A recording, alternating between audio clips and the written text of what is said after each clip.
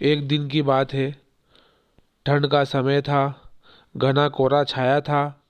सारे लोग जल्दी जल्दी कार्य खत्म करके घर की तरफ निकल रहे थे।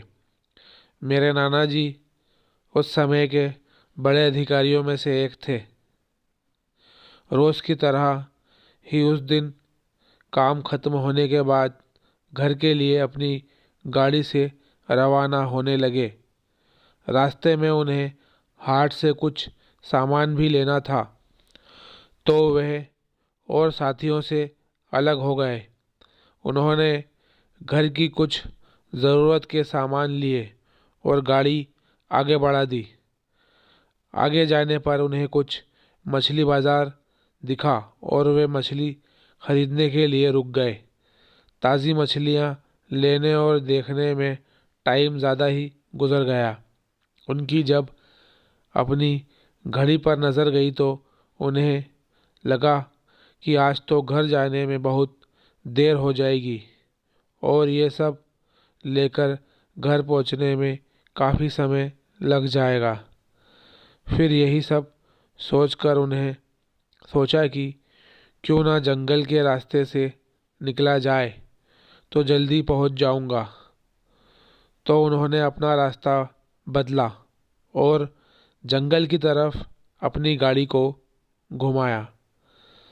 समय 11 बज चुका था। गाड़ी तेज़ रफ्तार से आगे बढ़ रही थी। तभी अचानक तेज़ ब्रेक के साथ गाड़ी को रोकना पड़ा। उनकी गाड़ी के आगे एक औरत ज़ोर ज़ोर से रो रही थी। उन्होंने सोचा कि इस वीराने में ये औरत क्या कर रही है। उन्हें लगा कि कोई मज़दूर की पत्नी होगी जो नाराज़ होकर घर छोड़कर जंगल में भाग आई है।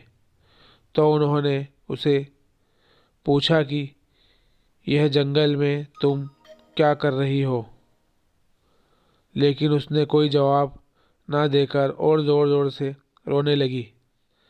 सारे जंगल में उसकी हूँ हूँ की सिसकियाँ गूंज रही थी। फिर नाना जी ने पूछा, तुम्हारा घर कहाँ है? लेकिन वो कुछ भी नहीं बोली। तब नाना जी ने कहा कि आज चलो मेरे घर में रहना, सुबह अपने घर चली जाना। ये जंगल बहुत सारे जंगली जानवर से भरा है। रात भर यहाँ मत रुको। चलो आज मैं घर में सबके लिए खाना बना देना और कल सुबह अपने घर चली जाना। उसने ये सुना तो झट से तैयार हो गई और गाड़ी में पीछे की सीट पर बैठ गई। सिर में बड़ा सा घूंघट डालने की वजह से उसका चेहरा छिपा हुआ था। कुछ ही देर में गाड़ी घर के दरवाजे पे थी। घर के लोग कब से उनकी राह देख रहे थे। गाड़ी रुकते ही पापा ने पूछा, आज तो बहुत देर हो गई और सारे लोग आ भी चुके हैं। तब उन्होंने सारी बातें अपनी पत्नी को बताई और कहा कि आज खाना इससे बनवा लो, कल सुबह ये अपने घर चली जाएगी। इतनी रात को बेचारी जंगल में कहाँ भटकती, इसलिए मैं ले आया इसको। पर पापा को कुछ संदेह हो रहा था कि कहीं चोर तो नहीं है। रात को सोने के बाद खाना बनाते समय कहीं घर के सामान ही को चुरा कर ना ले जाए। पर नाना जी की बात को कैसे मना करते।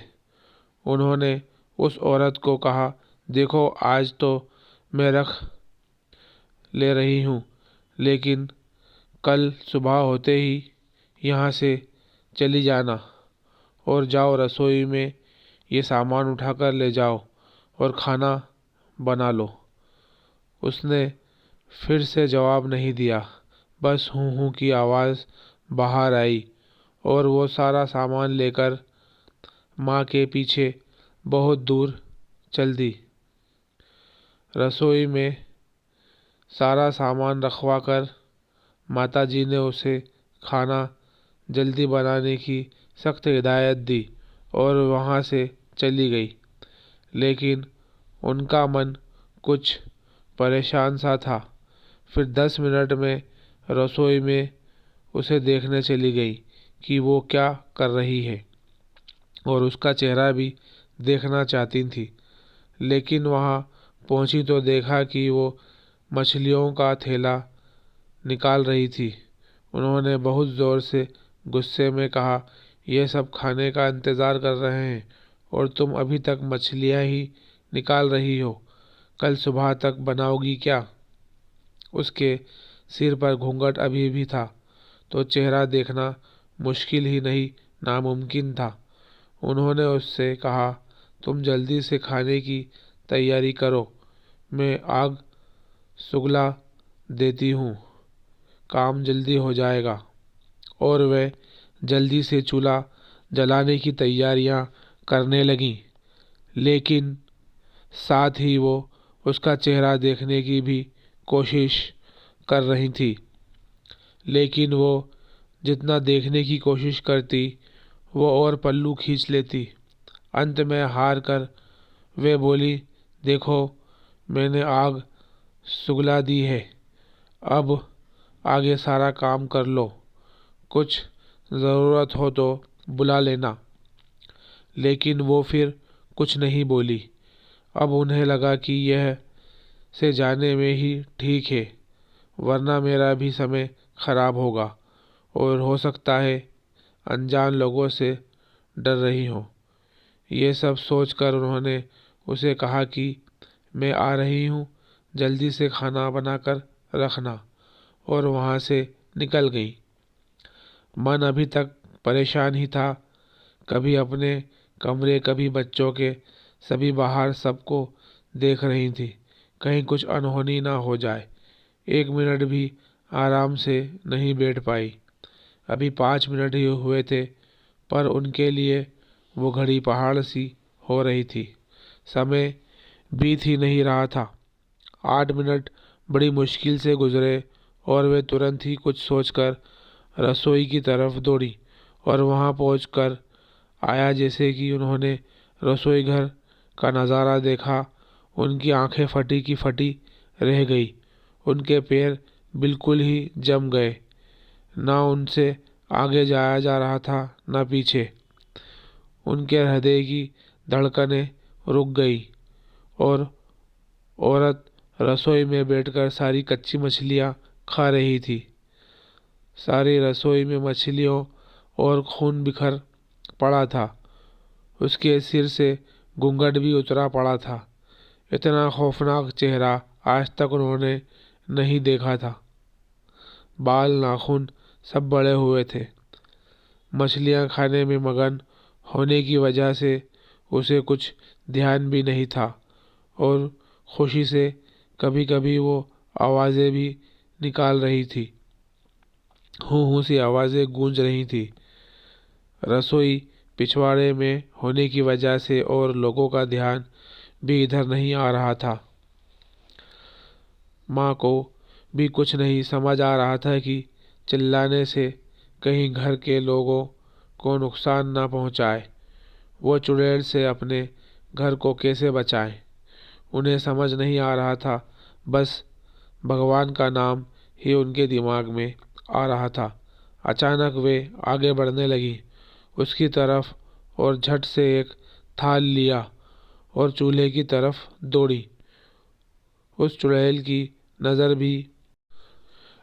भी पड़ चुकी थी, सो वो भी कुछ सोच कर उठी अपनी जगह से। माँ कुछ भी देर नहीं करना चाहती थी।